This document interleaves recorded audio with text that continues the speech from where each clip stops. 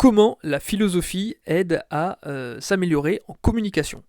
Tu vas me dire, Charles, la philo, c'est on ne peut plus brouillon, je vois pas en quoi ça pourrait m'aider.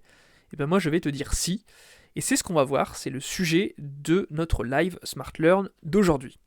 Si tu n'es pas encore abonné, comme d'habitude, je m'appelle Charles, comme d'habitude, tous les jours, je te présente des meilleurs plans, des infos, des scoops, des nouvelles sur la communication pharmaceutique.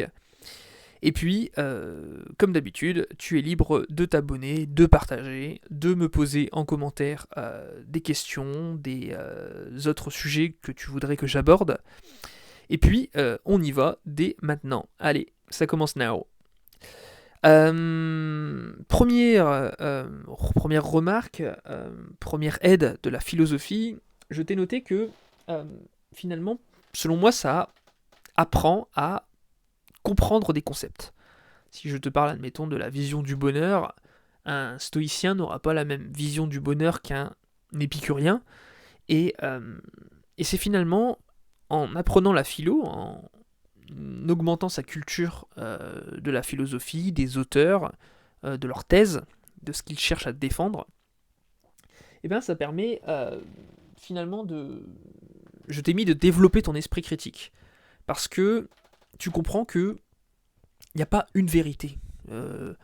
C'est comme en science, on admet une vérité, on dit c'est la vérité scientifique, mais ça n'est valable que à un moment donné, à une période donnée. Tu sais bien que le jour où on a découvert que la Terre était ronde, tous les modèles ont changé. C'est ce qu'on appelle un paradigme. Et le paradigme, en gros, pour te résumer, c'est un modèle de pensée commun sur lesquels tous les acteurs d'une même époque s'accordent. Sauf que, à un moment donné, il y a trop d'exceptions. Et au début, ça va. Quand on en a une ou deux, bon, bah, on établit une règle. Et un peu comme en français, on dit voilà, il y a ces choses pour lesquelles l'expérience n'a pas suffi à démontrer le résultat qu'on attendait. Mais au bout d'un certain nombre d'exceptions, le modèle souffre et il est amené tôt ou tard à disparaître, à être remplacé.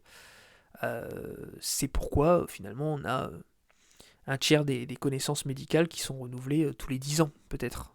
Et encore ça va s'accentuer avec les années, parce que c'est comprendre ici, faire preuve d'esprit critique que ce que tu penses être vrai, ce dont tu parles actuellement, dans 3 ans, dans 5 ans, on te rira peut-être au nez en te disant bah voilà, ce que tu dis c'est de la merde. Donc c'est important à prendre conscience. Hein, ça permet aussi d'avoir une certaine humilité et de se dire c'est un repère, voilà, à une période donnée, voilà, mes motivations dans la vie c'est ça. Les messages que j'ai envie de transmettre, c'est ça, mes convictions, c'est ça. Et, et voilà, c'est vraiment un chemin de pensée, avant tout. C'est ce qu'il faut comprendre aussi dans la philosophie, c'est que, avant même de chercher le résultat, c'est chercher le comment et le pourquoi.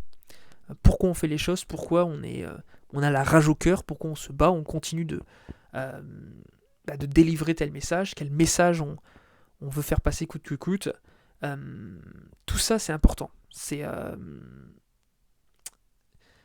ce qui, quand ça se casse la gueule, on va dire, c'est ce qui reste en fait. C'est tes motivations initiales, c'est malgré la difficulté, malgré les merdes qu'on traverse en entreprise, comment en période de crise finalement on peut s'illustrer comme des héros, comment tes employés, comment tes collègues, comment tes confrères peuvent avoir leur rôle à jouer. Et c'est ça, c'est capital à faire comprendre aussi ça en communication, c'est que chacun a son rôle. Il faut juste que chacun le trouve en fait, son rôle. Mais en soi, c'est la beauté de l'entreprise finalement. C'est les valeurs, c'est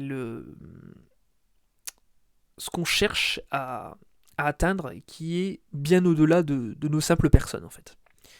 Donc voilà, c'est ce qui reste une fois que nous on est parti, on n'est plus de ce monde. qu'est-ce qui reste, qu'est-ce qui reste après nous. Voilà pour ça, pour la philosophie et leur réflexion sur la gestion du temps, sur qu'est-ce que le temps, qu'est-ce que le sens d'une vie, etc. Tout ça, c'est ce qui va te permettre de gagner énormément en esprit critique et en prise de recul sur les événements. Euh, donc je t'ai parlé de ça. Ma deuxième piste, c'est que ça va améliorer ton ta capacité à contextualiser. Parce que les philosophes, il y en a eu à tous les siècles. En France, on est assez bien servi. Et c'est savoir finalement qu'est-ce qui, quel philosophe te plaît, celui qui te plaît le moins, et pourquoi il a dit ça, et dans quel contexte il a dit ça, en quoi la société elle pensait ça à cette époque.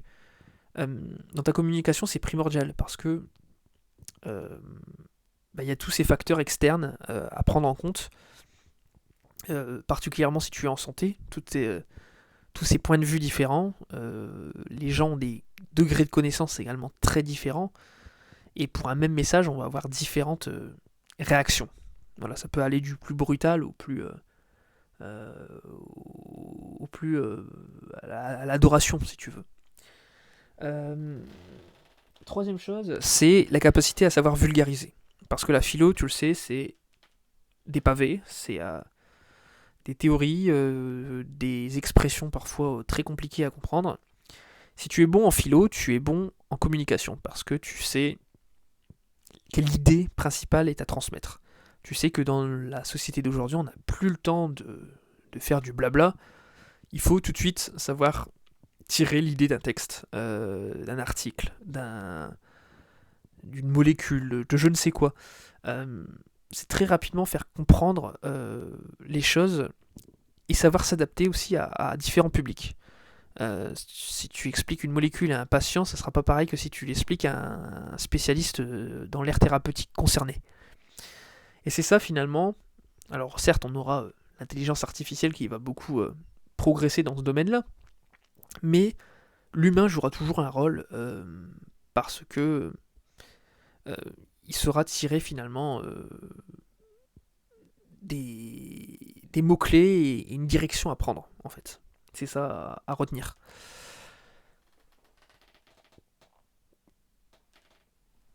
La quatrième piste que j'avais notée, c'était que tu vas pouvoir, grâce à la philo, savoir disserter, savoir différencier, savoir nuancer aussi, j'avais mis.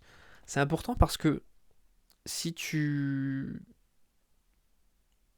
apprends à développer à partir d'un mot-clé, qu'est-ce que tatata, qu'est-ce que tatata, c'est savoir toujours aussi apporter une réponse à ce qu'on attend de toi. Euh, En tant que pro de santé, tu dois te montrer quand même rassurant. Alors je dis pas qu'il faut toujours répondre, si tu sais pas, tu sais pas, mais c'est au moins arriver à montrer que voilà, on essaie de faire son maximum pour résoudre le problème, l'inquiétude de la personne en face. Donc voilà, c'est ça qu'il faut retenir ici. C'est cette capacité à creuser, euh, pour répondre même aux questions les plus tordues, disons. Euh, Même si on n'a pas forcément la réponse exacte, c'est savoir réconforter la personne et lui montrer que voilà, la molécule en elle-même est voilà, elle reste fiable malgré tout. Voilà pour ça. Et puis, avant de passer au dernier conseil, comme d'habitude, tu peux rejoindre mon canal Telegram. Le canal Telegram de SmartLearn, c'est le canal dans lequel je te donne quotidiennement mes meilleurs plans, mes bonnes infos, mes bons scoops, un peu plus personnel, hein, quelque chose qui est beaucoup plus réservé à mes abonnés les plus fidèles. Et voilà, et tu peux dès à présent, tu es libre de télécharger le livret SmartLearn dans la description qui te montrera toutes les possibilités qu'offre SmartLearn. Cinquième conseil, cinquième piste de réflexion, la philosophie aide à la communication parce que je t'ai noté que c'est aussi avoir des connaissances et avoir des arguments. Ça rejoint un petit peu cette idée de savoir répondre aux questions. C'est finalement ne pas rester bête, montrer qu'on a la capacité à rebondir, même en cas de mauvaises nouvelles, etc. Montrer qu'on a des ressources, montrer que voilà, on a plusieurs plans, plusieurs portes de secours. Et, voilà, je pense que tu me diras dans les commentaires si tu es d'accord, quel est ton avis là-dessus. Mais je pense qu'on a bien abordé la question dans ce live. Quant à moi, je te retrouve très bientôt dans le prochain live SmartLearn. Et puis, n'oublie pas de me laisser un petit like si ça t'a plu, si tu aimes ce concept. N'hésite pas à m'indiquer en commentaire des sujets que tu aimerais que je traite. Et puis je te retrouve très bientôt dans le prochain live SmartLearn. Allez, ciao!